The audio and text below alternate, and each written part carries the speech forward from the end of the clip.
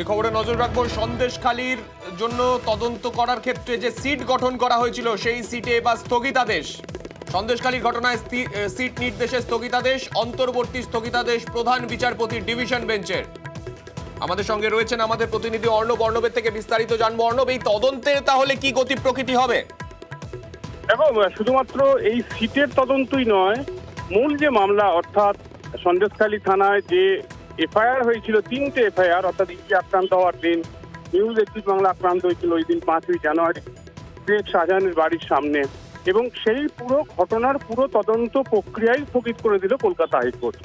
এর আগে বিচারপতি জয় সেনগুপ্ত যৌথ তদন্তকারী দল গঠন করে দিয়েছিল এবং রাজ্য পুলিশের একজন এসপি পদমর্যাদার অফিসারের পাশাপাশি সিবিআই এর একজন এসপি পদমর্যাদার অফিসারকে দিয়ে এই টিম গঠন করার নির্দেশ দিয়েছিল। এবং এক্ষেত্রে প্রথম থেকে নিউজ 31 বাংলাও এই প্রশ্ন সামনে আনছিল যে কোন ক্রিমিনাল ম্যানুয়াল মেনে এই তদন্ত হবে। সিবিআই তারা দিল্লি পুলিশ এস্টাবলিশমেন্ট অ্যাক্ট অনুযায়ী কাজ করে, অন্যদিকে রাজ্য সরকার তাদের যে নির্দিষ্ট ক্রাইম বা অর্থাৎ সিআরপিসি মেনে তারা কাজ করে। কে হবে তদন্তকারী অফিসার, অর্থাৎ উভয় তরফে সমপরিমাণ পুলিশ কর্মী নিয়ে এই সিট গঠনের নির্দেশ দেওয়া হয়েছিল। এরকম একাধিক আইনি যুক্তিকে সামনে রেখে ইডিও প্রথম থেকেই অখুশি ছিল যেভাবে যৌথ তদন্তের নির্দেশ দেওয়া হয়েছিল। তাই ইডি কলকাতা হাইকোর্টে প্রধান বিচারপতি ডিভিশন বেঞ্চে আপিল মামলা করে, পাশাপাশি রাজ্য আরেকটি আপিল মামলা করেন। তারা চায় রাজ্যের যে তদন্ত সেই তদন্তটাই যথেষ্ট, রাজ্য বিশেষ টিম করে তারা তদন্ত করবে, সিবিআই এর দরকার নেই। এক্ষেত্রে দুপক্ষের তরফেই আলাদা আলাদা ভাবে তদন্ত করার ইচ্ছা প্রকাশ করাতেই কি এই যে স্থগিতাদেশ, সেই স্থগিতাদেশ হলো? দেখো, ইডি প্রথম থেকেই বলছিল রাজ্যের কোনো পুলিশকে দিয়ে এই তদন্ত সম্ভব নয়, কারণ রাজ্যের মন্ত্রী ইতিমধ্যে গ্রেপ্তার হয়েছে, শাসক দলের অত্যন্ত গুরুত্বপূর্ণ নেতা ছিলেন, এবং শুধু তাই নয়, যে জেলার তিনি নেতা ছিলেন সেই জেলা থেকেই এই ঘটনা ঘটেছে 5ই জানুয়ারি।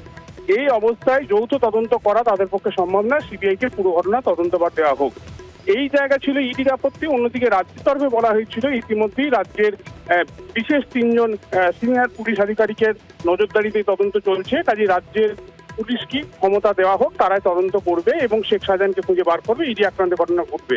অর্থাৎ উভয় তরফেই আপিল মামলা হয়েছিল, সেই মামলায় উভয় পক্ষের বক্তব্য না শুনে কোনো নির্দেশ দান করবে না। আজ এটা পর্যবেক্ষণে রাখলো প্রধান বিচারপতি ডিভিশন বেঞ্চ।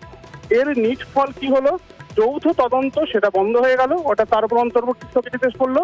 পাশাপাশি রাজ্য পুলিশের নেজার থানা যে 3টে এফআইআর ছিল, রাজ্য পুলিশ যে তদন্ত শুরু করেছিল সেই তদন্তটাও অন্তর্বর্তী স্থগিতাদেশ দিয়ে দিল। অর্থাৎ শেখ শাহজাহান যেমন পালিয়ে রয়েছেন, সেটা পালিয়ে থাকলেও এই মুহূর্তে তদন্তের আওতায় তিনি আসছেন না, অন্তত হাইকোর্টের নির্দেশ অনুযায়ী।